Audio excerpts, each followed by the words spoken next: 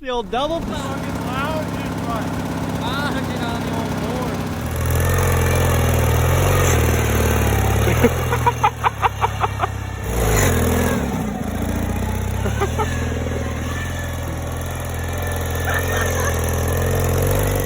Okay, day 6.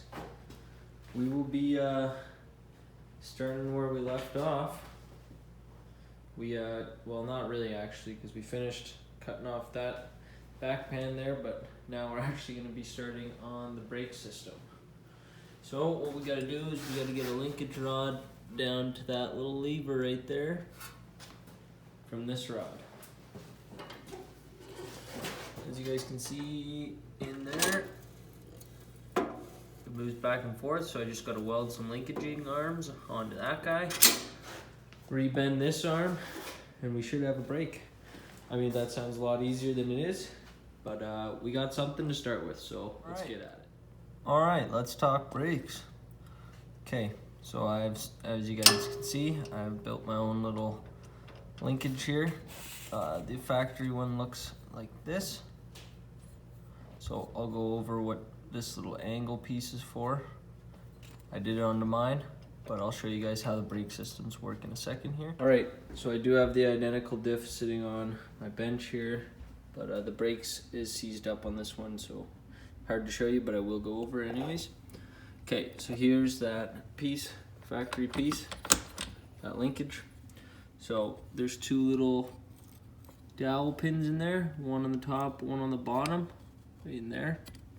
And those go through this piece onto a backing plate, and then this is a little piece of brake pad, that's a little piece of brake pad, and then the little disc goes in the slit there.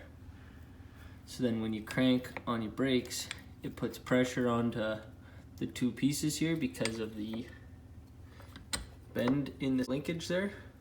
Pushes on each of the little dowels, and then that pushes on this brake pad up against that brake pad, and just uses the friction of those to stop the diff. Top angle view, so this is the shaft, the stub shaft that sticks out.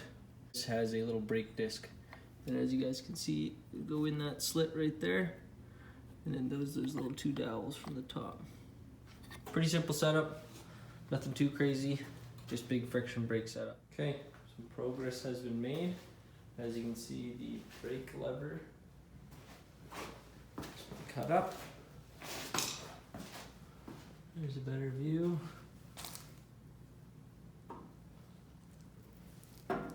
There's a big sweep right now. And might be able to see it from this angle, but there's some plate welded in on there. You guys are able to see it. Get down on the bottom. Alright, as you guys can see, there's the bracket I made. I added just a little trusset gusset unit piece on the top there, just for extra strength. There's the movement. So that will go from bar back to the brake system on the Transaxle. So at this angle, you're able to see there's the piece up there, and the other piece is right there. So I just got to build the little linkage that goes up, weaves over into there, and then connect it, make it adjustable, and that should be the brake system. Okay.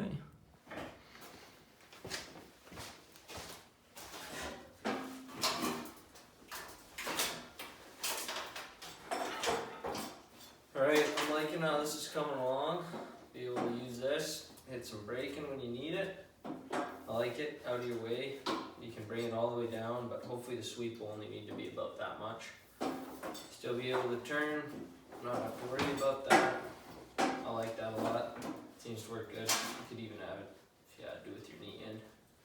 But we're gonna get throttle pedal down there, get the clutch worked out. It's been snowing a lot too, so we might actually be able to hit a couple drifts in this thing. I know my other mowers would love to hit some drifts. I'm sure you guys would love to see some drifts. So we'll get to that one day.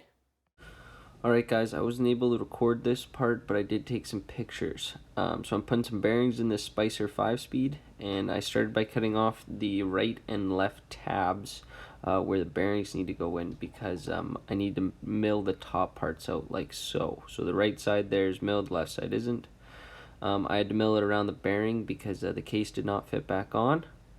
So I did this with a air grinder like so. Spent a couple hours just giving her shit, drew out some lines, and it worked out really well. As you can see, it did some nice formation. But yeah. Okay, sorry the bench is a mess. Just been going ham.